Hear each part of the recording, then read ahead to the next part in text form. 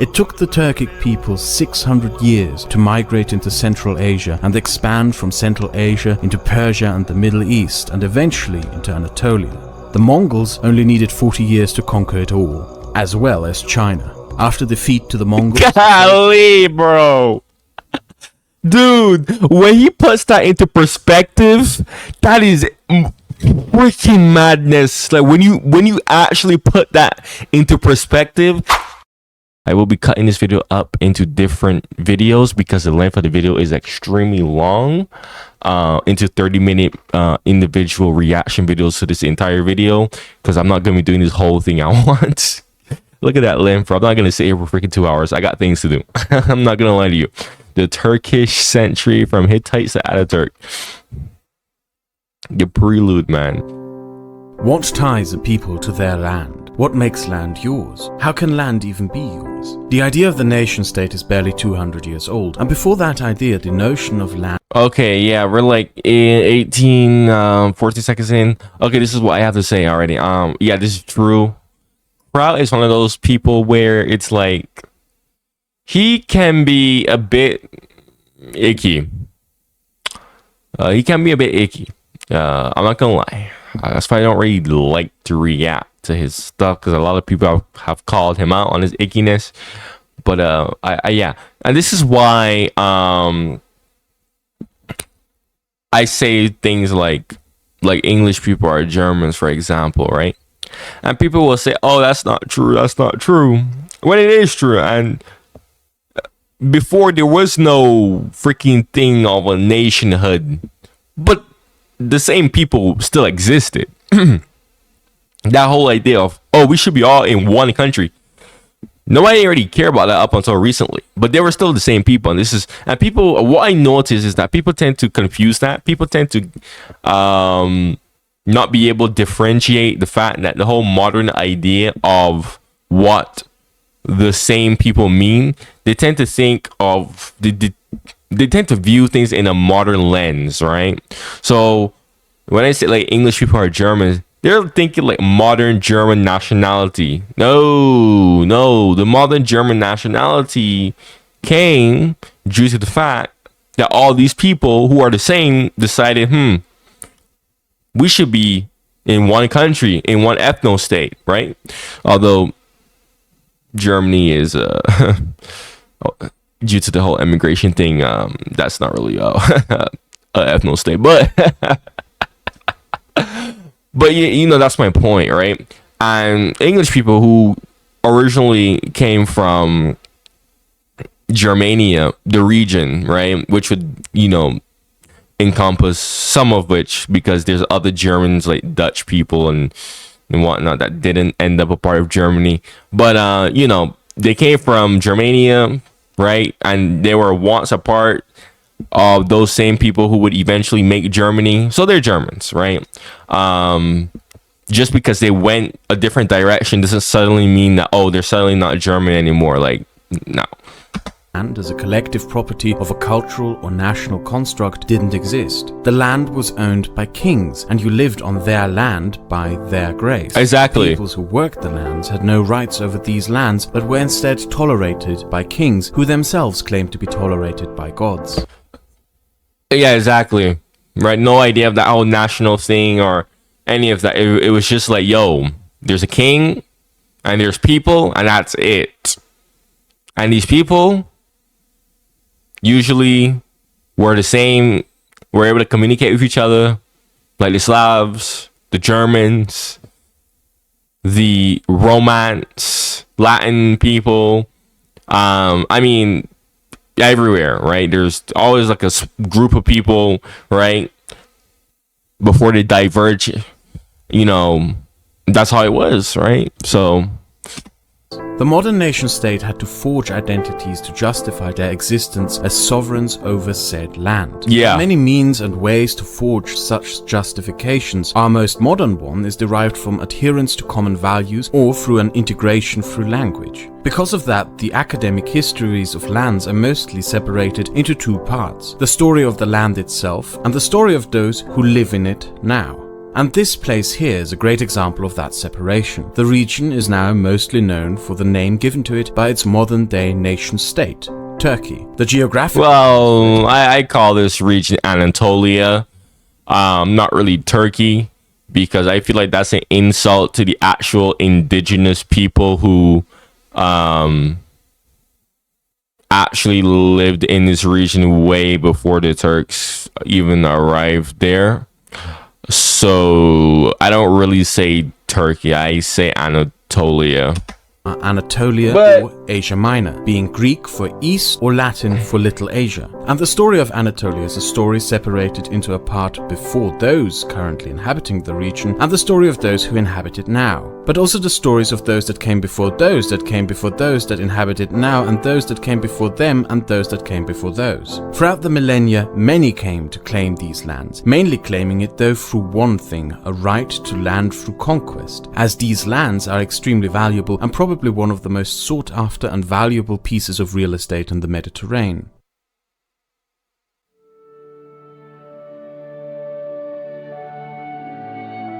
Surrounded by mountain ranges on all sides, the central Anatolian plains with its rivers and the downpours from the Mediterranean spill out into vast fertile plains that were ideal for early agricultural-based settlers, such as the Kultepe civilization, around 10,000 years ago. The settlers of this region also discovered another enormous advantage of the region, the vast natural resources, specifically important for the first metal age that they would help kickstart, namely the copper ore in the Pontic Mountains. The oldest known copper relics, which are around 10,000 years old, have been found in this region of Anatolia. From digging up and dating copper relics, we know that this region of the world is the epicenter from which the Copper Age began. Being that copper was the most modern technology of the time, it turned the region into a center for trade and connected its civilization to the southern civilizations of the Halaf culture based in modern-day northern Syria. This trade was made easy through yet another benefit of the Anatolian geography. Anatolia is the origin of the two most important rivers in the Middle East, the Tigris and the Euphrates. Copper could be shipped downstream and traded for mirrors, pottery and grain that the succeeding Mesopotamian civilizations had to sell. Cometh the Bronze Age, cometh a new civilization, the Hittites, and the region developed into one of the most prosperous of the ancient world. If the Hittites or Indo-European peoples came to Anatolia as migrants or conquerors is not known. We only know that they came with the Bronze Age and stayed. Bronze is made 9 parts copper. I have always wondered about the Hittites and where the heck they came from, who the hell they are. Honestly, I've always wondered about the Bronze Age. The Bronze Age is one of those... It's like one of my favorite time periods because it's so mysterious how such a civilization that was well developed just crumbled apart. And 1 part of tin, which makes tin a resource in need. Again, this region is the epicenter of the Bronze Age, yet another metal age, but we do not know where the tin came from. There are large tin deposits in Britain, northern France, Portugal, Spain, Malaysia and Nigeria, which for their part explain the burgeoning Bronze Age civilizations in these places wants to know how reach them, but not so much in Anatolia. The origin of the tin... That's interesting. Also, we have a swat. Is that a swastika? Oh, what the heck? Yeah, a lot of people, good on you, crowd, for even bringing up West Africa, Nigeria, right? Because I see a lot of people tend to say like, oh, Europe was like the most advanced place in the world throughout most of time, and that's not true. That's no. I would actually go as far as to say Europe, especially Western Europe. When I say Europe, I mean Western Europe, because Eastern Europe, around like Greece, Greece, Anatolia area, maybe even the Italian peninsula. They were actually quite civilized, but Western Europe was kind of far, kind of lacking. And people have this misconception that Africa was also like always behind throughout history. Yeah, no. No, if anything, Africa was actually ahead for a lot of the time. It's just that the reason why we don't know much about it is because no one really cares about African history. So everyone mostly only cares about Eurocentric.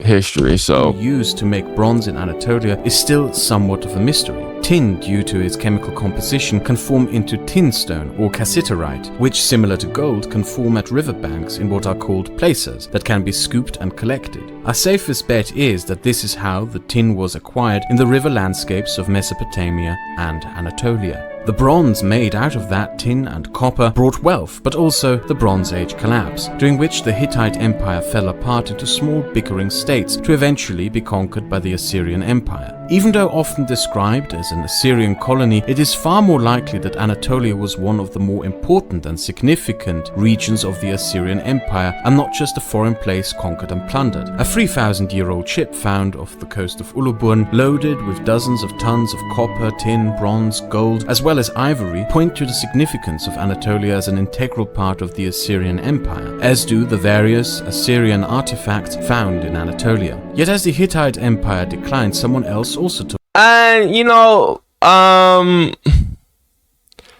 yeah, I'm actually gonna draw a parallel right there. Actually, I find it hilarious. Right, this is actually how people think. Whenever I like tell them, like I'm from Barbados, and they don't really know the history of Barbados or anything, and they're like, "Oh, why do you sound British?" I'm like, "Because we were a colony." Or when people be like, "Oh, how are you English?" I'm like, "Because we were a colony." The like, this is like what they imagine. I even get some comments like that too in some like comment sections who have like no idea the history of Barbados. Now, like I said before, I play devil's advocate, and I'm like, okay, cool. Barbados is a small country, 21 miles long. I don't really blame you if you don't know that. What I can blame you for is when you get the knowledge and you still want to be all stupid about it. But yeah, it's kind of the same thing too, of sorts. I actually did mention how I heard one English person. I'm not sure how true this was. I couldn't find like any sources for this at all, but I saw one person from England before he was talking about Barbados, and he was like, he mentioned how Barbados was supposed to become like an actual province of England, like an actual integral part of England, but that never came into fruition because everyone should know like why Britain never really like annexed any colonies into Britain proper. Malta was like the closest thing to that, and we all know what happened to that. But yeah, people like imagine like when I say colony, do you think that it's like some like place that Britain went conquered and just completely ignored? Like basically like what he said, with the whole Assyrian conquering the Hittite, like it wasn't like that, right? Just how the Assyrians, they conquered the Hittite, sure, even though we weren't conquered. There was nothing in Barbados. Barbados was uninhabited. Barbados is completely uninhabited. But the English just kind of, due to the fact that it was one of the first original OG colonies, it really did like kind of sort of become an integral part of like England proper and later the British Empire proper. Even now, it's like most of the tourists that come there are from the UK because it's just like home, right? Except tropical weather. So no, it's like like sure, there's a lot of faults, but that's like with any country. Every country has faults. But no, it's not like the British just went to Barbados and conquered it or anything, and they like completely ignored it to turn it into a backwater. If anything, it was actually because of Britain that Barbados is kind of prosperous today. But anyways, let's continue. I just want to draw that parallel because a lot of Turkic people and Turkish people, they usually imagine that when they bring up the fact that Barbados was a colony of Britain, and like why it's so like British in the first place, right?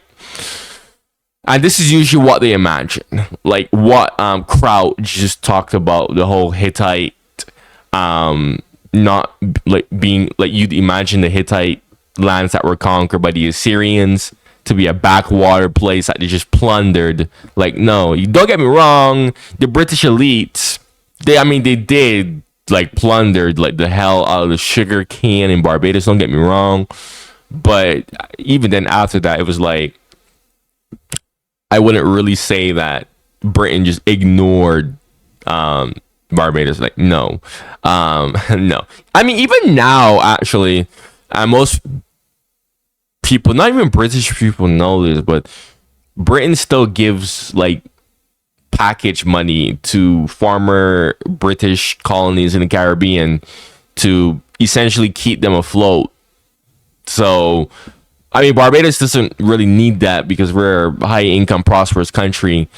We haven't really had that in like decades, but I mean, used to originally when it was a new country, Britain would send it like aid money to essentially keep it going. So, yeah, no, even now to this very day, Britain isn't really like obligated to, but it's kind of still keeps a watchful eye over its former Caribbean holdings and like and whatnot. So no, you just gotta dispel that for all the Turkic people in their Berlin apartments to hear, because I'm kind of sick and tired of getting comments like that.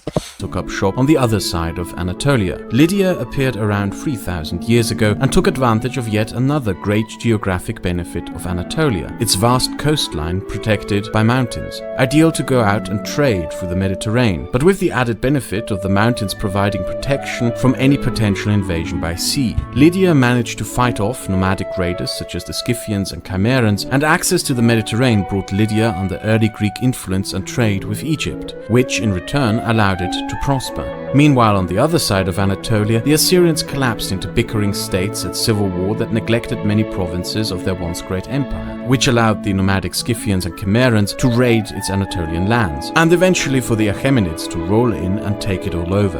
And here we reach a moment where history mixes somewhat with legend and myth. The last king of Lydia, Croesus, visited the oracle of Delphi asking if he should go to war with the Achaemenids, to which the oracle replied, "If you go to war, a great kingdom shall be destroyed." So Croesus went to war with the Achaemenids, and consequently the kingdom of Lydia was destroyed as the Achaemenids conquered it. However, as much as the Achaemenids must have enjoyed their power over Anatolia, they didn't make it their new home, but a satrapy, where local Greek colonists and city-states increasingly resented their Persian overlords, which in return was a perfect justification for the Macedonians to invade the place and kick the Achaemenids out again. This began a long period of Hellenic dominance in Anatolia, however not through a united Greek ruler, but several states, kingdoms and entities, such as Okay, hold on a second. Seleucids, Pontus and Pergamon, who warred and bickered over land and dominance over the landmass. It saw the So I actually had a bit of a debate, argument with a comment or something, and I guess someone misunderstood something that I said. I don't know, man.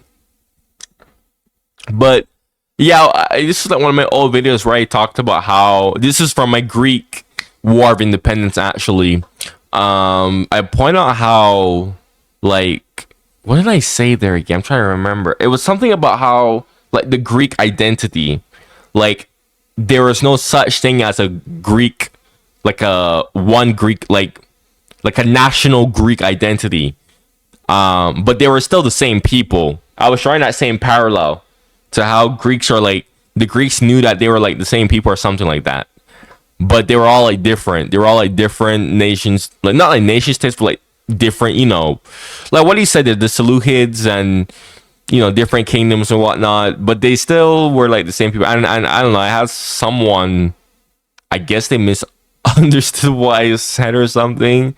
And they said that the Greeks always, like, what did they say? Like, I'm trying to word this properly. They said the Greeks always found themselves to be like the same nation, like the same nation, nationality or something along those lines. And I was like, no. Like they view themselves as Greek, yeah, but there was like no like real Greek nationality. And she was like, oh, but there was a Greek nationality. I was like, not in the way that you're thinking. I think you're misinterpreting what I'm saying.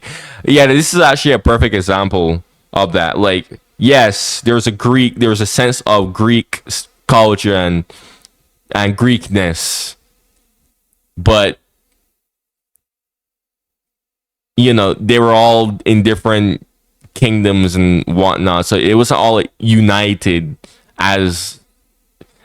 And I say this because people overcomplicate things so much when it comes to this. Like, what is this person? What is that person? What is the next person? Like, we have the whole Russia-Ukraine issue, where it's like, oh, people say Ukrainian people are different from Russian, when it's like, not really. And then you have like another example of that would be, or how I said earlier in the video, like how English people are allergic to Germans. And I already explained why. That it's the same logic with this, actually. Really and truly.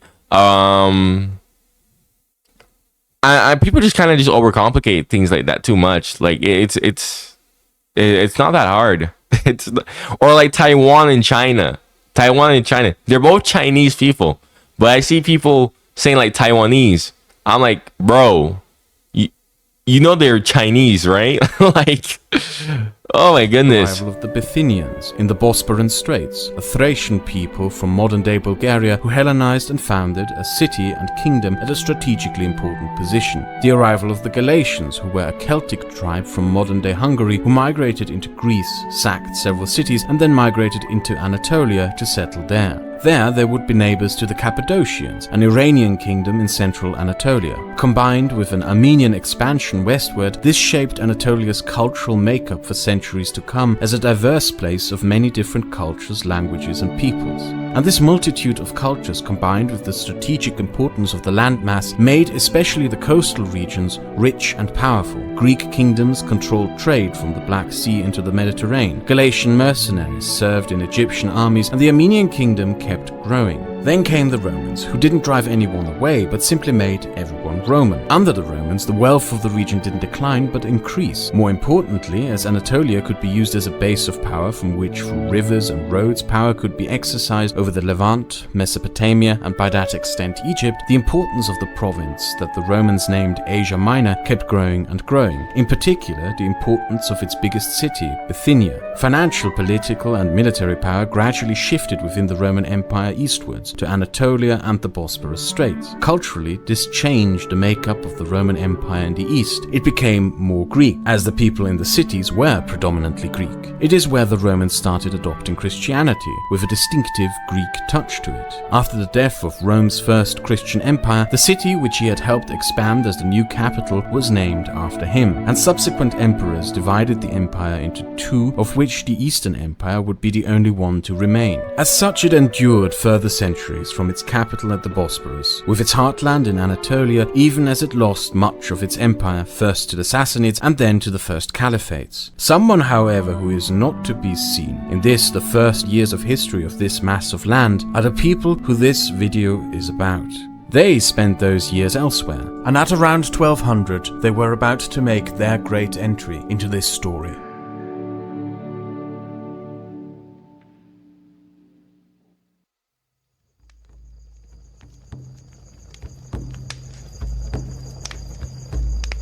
"10,000 years ago, our ancestors were all nomads. For the first several 10,000 years of our species' existence, man and woman were wanderers. The discovery of fire, the first to make tool flint, and those who painted the vast, beautiful cave paintings in places such as Chauvet in France, were people constantly on the move. And move they had to. The protein they relied on for their diet was meat, which is a more concentrated protein than plant food. Eating meat also cuts down the time spent eating by 2/3. But meat is harder to acquire, especially for a slow creature like a human being having to hunt creatures that are adapted to fleeing far faster predators than men. To be able to hunt such prey, it requires specialization and collective effort. And it also requires movement. because hunting cannot sustain a growing population at one spot over time. The extent to which a patch of land can sustain a hunting population is limited by the game being hunted, its cyclical patterns of migration, and that leaves hunters with the very stark choice of either moving with the game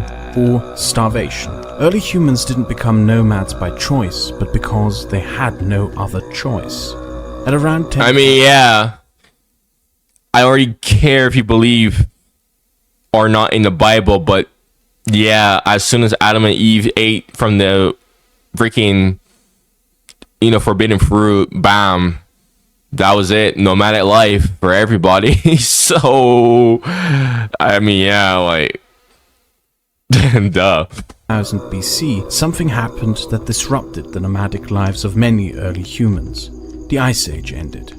And with the change in climate and landscape that reshaped the world's geography, river valleys and vast fertile plains capable of sustaining agriculture formed that invited these early people in to settle. However, in free regions of the world, geography still lent itself to the life of the nomad. The plains of North America, the savannas of Africa, and the vast steppes of Asia. As people settled in the Fertile Crescent, the Nile Valley, the Indus River Valley, and the Yellow River Valley, the peoples of the steppe had no place to settle. The agricultural revolution of 10,000 BC also brought a new addition that affected the lives of nomads as well, the domestication of animals. Reindeer, goats, and sheep domesticated changed the nomad life from hunter-gatherers to herders. Through this, the nomads took upon themselves the responsibility of nature. Providing food for the herded animals required the nomads to continue traveling in search of pastures to graze.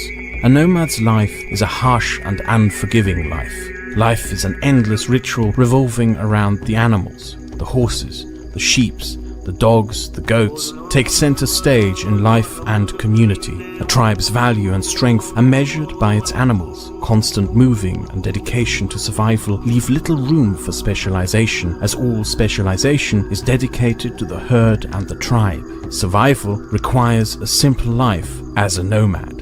Within settled civilizations, the surplus in food allowed for a surplus in labor pool who could specialize in masonry, metalwork, writing, governance, and more. However, specializations within settled communities have disadvantages compared to nomadic civilizations. A farmer is specialized to be a farmer. A mason is specialized to be a mason, neither are warriors. In comparison, a nomad will always be a herder, a hunter, and a warrior at the same time. Civilization also comes with civilization diseases, which most nomads avoid, resulting in longer average life expectancy for a nomadic culture. And in that position, a nomad can also acquire technologies of settled peoples by simply taking them or trading them.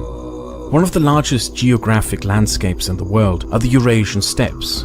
They stretch out from the Balkans to the Pacific coast over a total of over 4,000 miles in length and up to 1,000 miles wide. This vast landscape is almost in its entirety flat, grassy plains, stretching out endlessly into the horizon, dotted with a few deserts and hills. Only a few... Bro, imagine like just walking through something like that.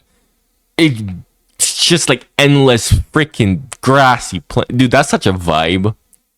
That would be such a vibe, bro. What the hell? Mountains and lakes. I want to experience that. Endless landscape. There are no rivers to settle around, no large fertile fields to irrigate, no mountains to build borders around, no boulders to make walls with, and no forests to log and build with. So the people who inhabited these lands remained nomadic as most others settled. And who these people were is somewhat hard to define. People are different from animals in that we don't just leave behind what we were when we die, but also what we made. And with nomads, there is not much being left behind. No buildings, walls, or castles. To nomadic peoples, everything is always used, nothing is wasted, and therefore almost nothing is left behind. The best an archaeologist can hope for are burial mounds, and what we find in them may contradict stereotypes that you may have of the supposedly scruffy poor nomad.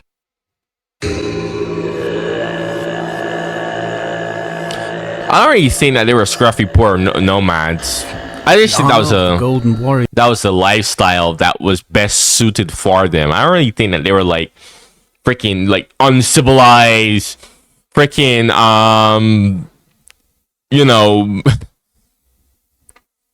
type of people, like, nah.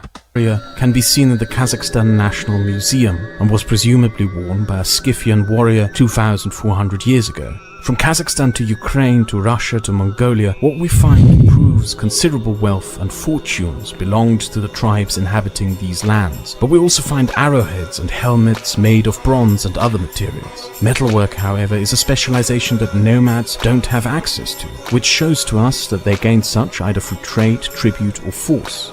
Beyond the physical evidence found in burial mounds, it is possible to draw a map with borders detailing which nomadic tribe lived where in which parcel of these vast lands. However, for people constantly on the move, owning land makes no sense. The idea of a border also makes no sense. Yep. The only border a nomad knows is an ocean a horse can't ride, a jungle a horse can't cross, a desert a horse won't survive in, and a mountain a horse can't jump over. And because of this, when speaking of nomads, the idea of a people or nation in our sense doesn't make sense. Nomads see themselves more in terms of families and clans, and in such structures, interactions between tribes of differing cultures are also different.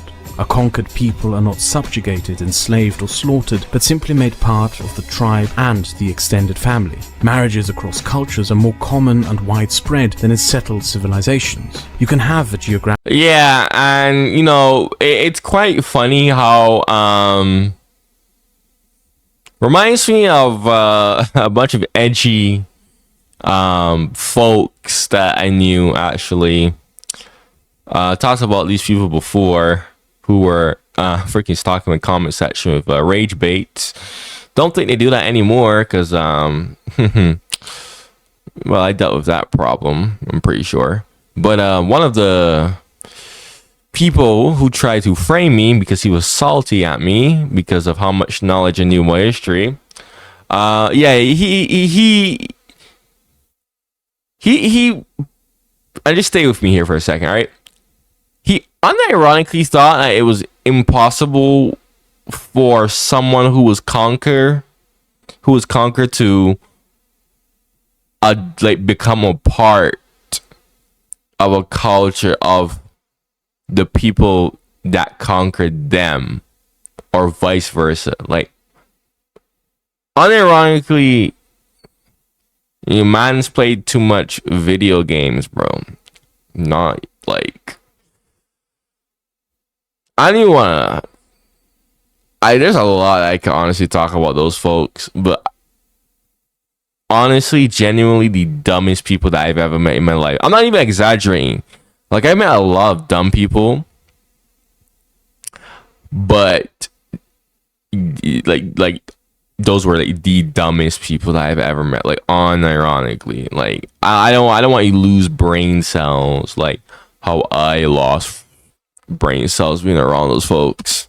Estimate of where which tribe and people were active, but those estimates are often based on accounts by victims of raids. Through that we can place the Scythians, for example, in the land stretching from Ukraine through the Caucasus to northern Iran, as these tribes raided and plundered Greeks, Thracians and Iranians, who then wrote about them.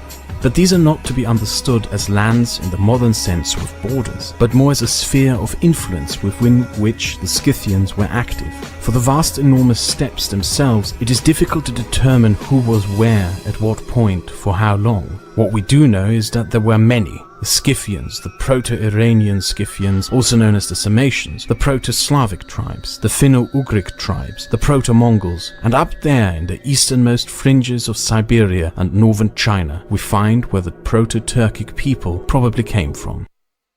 That is... They came from all the way up there? Golly, bruh. So far away and desolate. Ugh.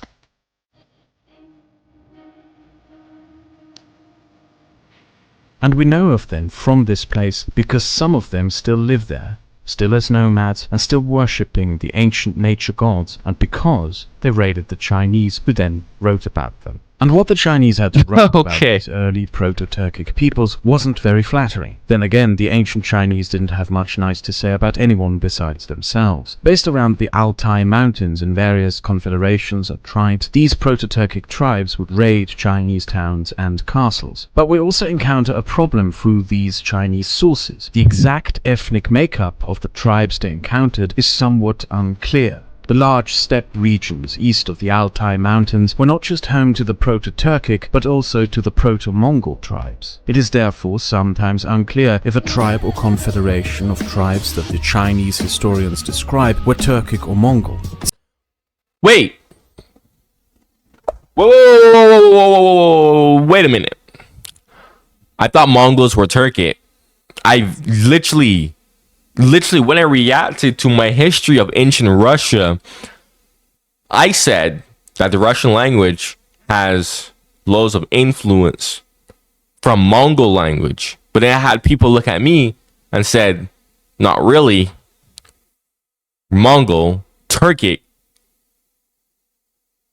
because did I read that correct? I'm trying to think.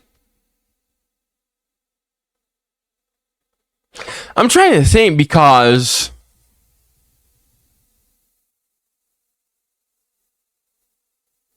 I can swear to you that I literally had people look at me in my comments and told me that Mongols were Turkic people.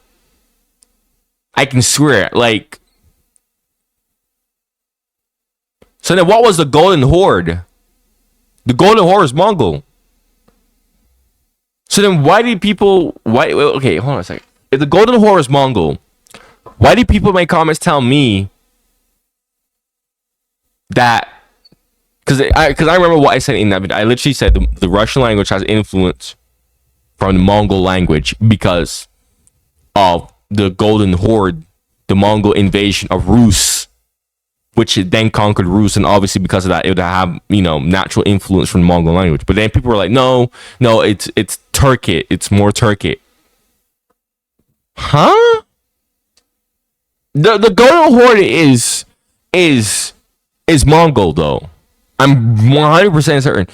So then, okay, I feel like I don't even think I missed something. I think someone may have told me wrong. Guys, if you're still here, I need some explanations immediately. Since ancient Chinese historians made no distinction and just called all of them barbarians. One of the first large So basically like the Romans, okay. of the region was the Xianbei, and since the debate over if they were Mongol, Turkic or a confederation of both is heated and the answer unknown, I won't be trying to answer it here. The Xianbei were overthrown by the Rouran Khaganate, of which it isn't entirely clear if they were Turkic or Mongol, but it is more likely that they were Mongol. To the north of the Rouran Khaganate there was however a tribal confederation which we know was Turkic, the Xiongnu, and it is through them that the peoples of Europe and the Middle East had their first encounters with Turkic peoples when some of them migrated west in late 300, where they were called the Huns. This was the first large-scale invasion of nomadic people of Europe, and it instantly... Oh, what the heck?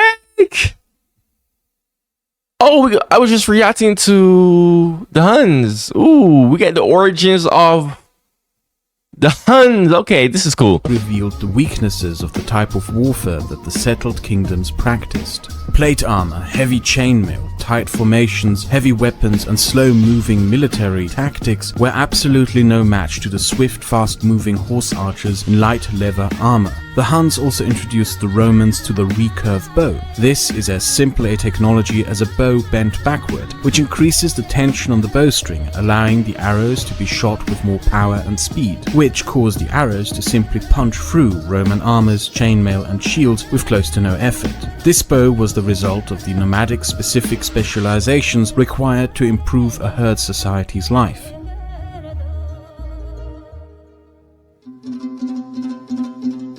Hunnic tribes invaded Europe, Iran and northern India and caused the collapse of the Western Roman Empire. However, after defeating their enemies and acquiring vast empires of tributary states, I thought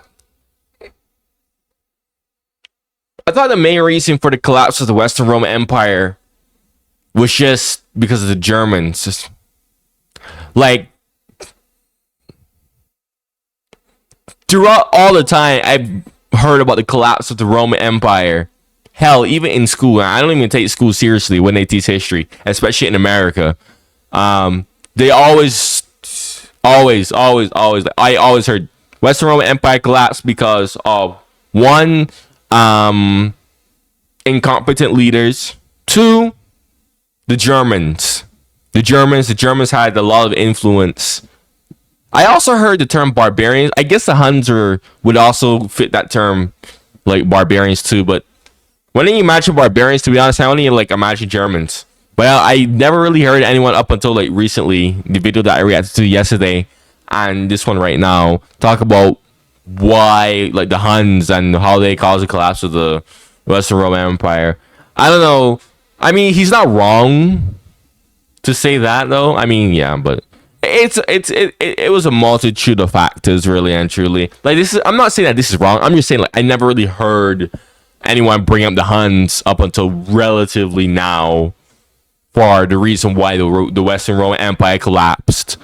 So that's quite intriguing. A weakness in the nomad life was exposed. After conquering a settled people, a nomad cannot simply remain a nomad anymore. A settled people cannot simply be integrated into a tribe or family like a different nomadic tribe.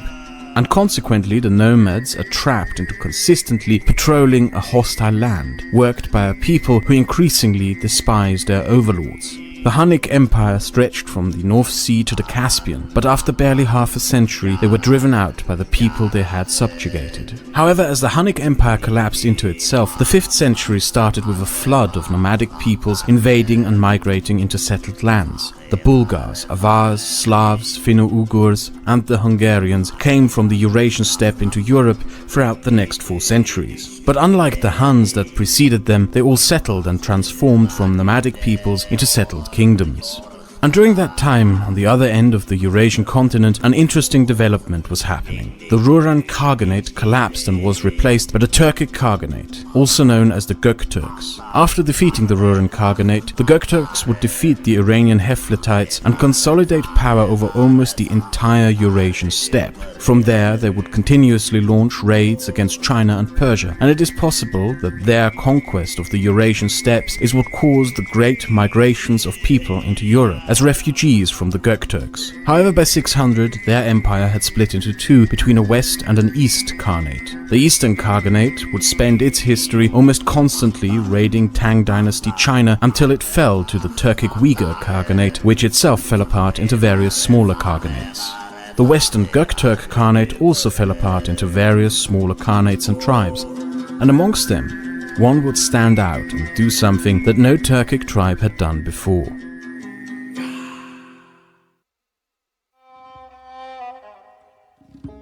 The Tatars were Turkic peoples originating in Central Asia, and one of their tribes, during the expansion of the Göktürk Empire and its collapse, settled at the Aral Sea, expanded south into modern-day Turkmenistan and Uzbekistan, where they gave up being nomads and converted to Islam. The Seljuks. They became great admirers of their new neighbors, the Samanid Empire of Iran. I also thought that Tartars... Okay, he said... Wait. He said Tatar. Could it just be the accent?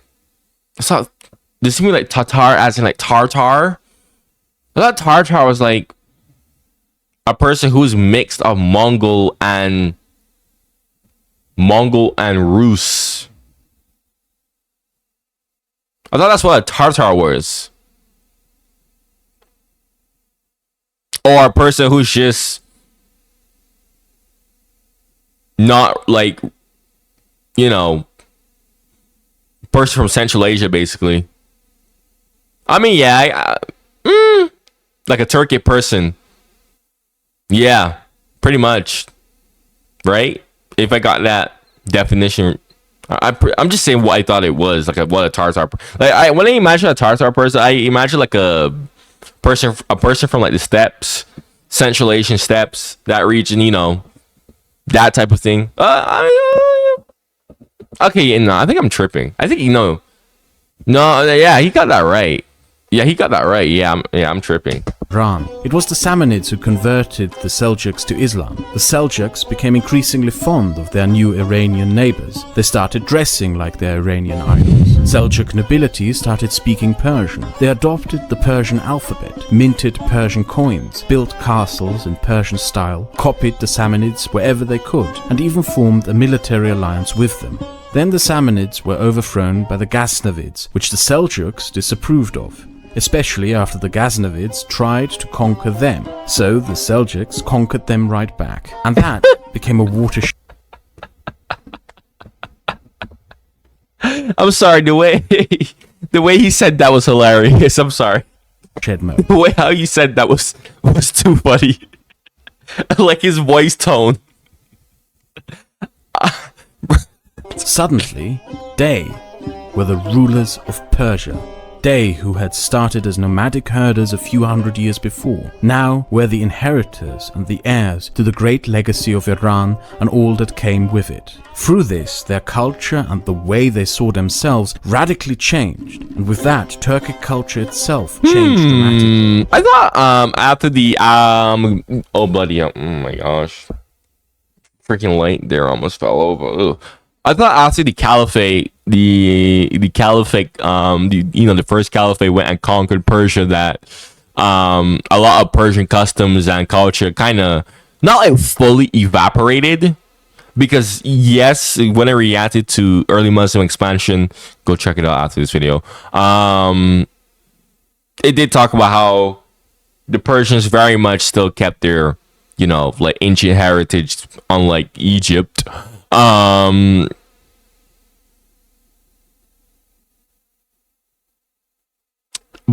But still a lot of it was kind of like Ctesiphon, right? Ctesiphon, the ancient capital of Persia. That was gone. That was disintegrated because of the caliphate, right?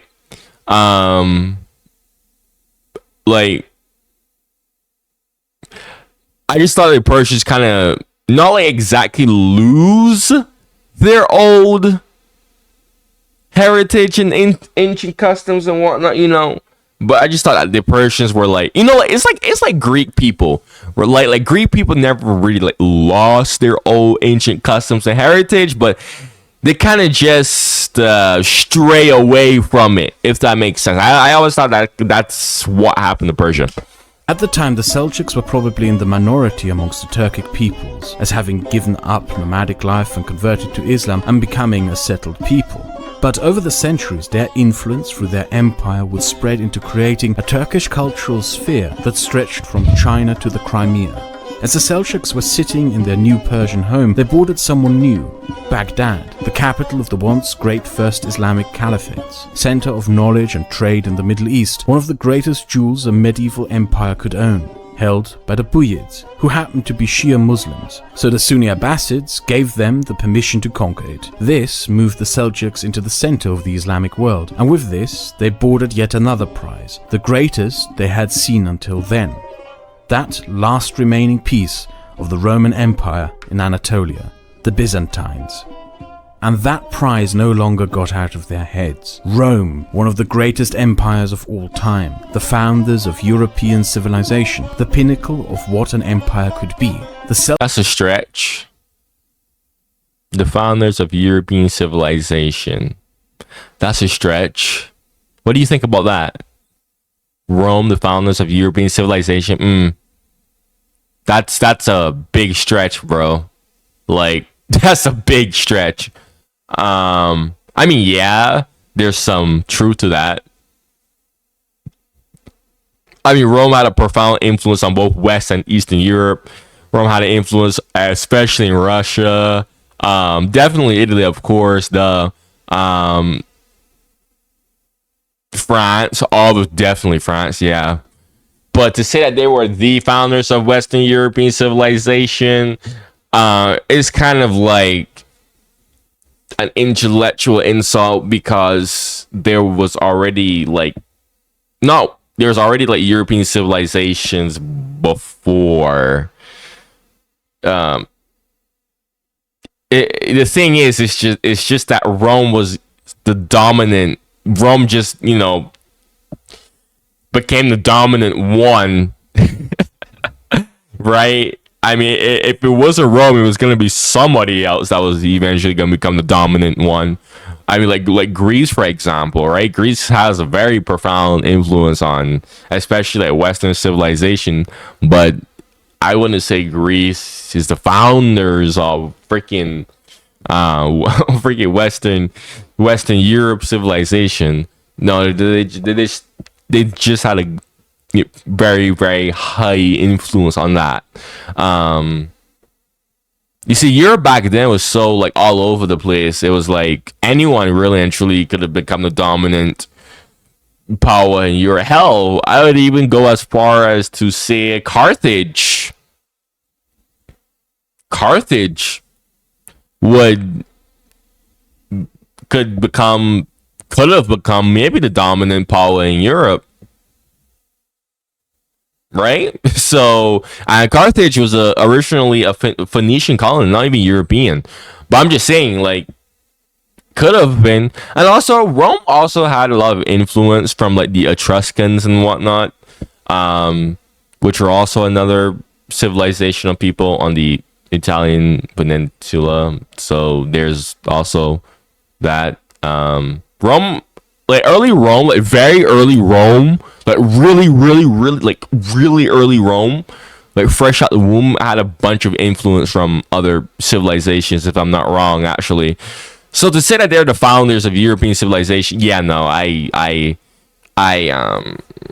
yeah. You see, this is why I kind of don't like reacting to Kraut. I didn't want to like watch Kraut and his sorry, I'm like sleepy as hell. This is why I didn't want to watch Kraut's videos, because he says a lot of things that is like, I mean, look, I'll play devil's advocate. He did say some stuff that I 100% vouch for. So there is that. But, I'm just saying, man. Okay. Seljuks changed their imperial seal and battle banners to the double-headed eagle of Rome. They started calling themselves the inheritors and legitimate rulers of the Roman Empire and went to war, because there could in the end only be one Roman Empire.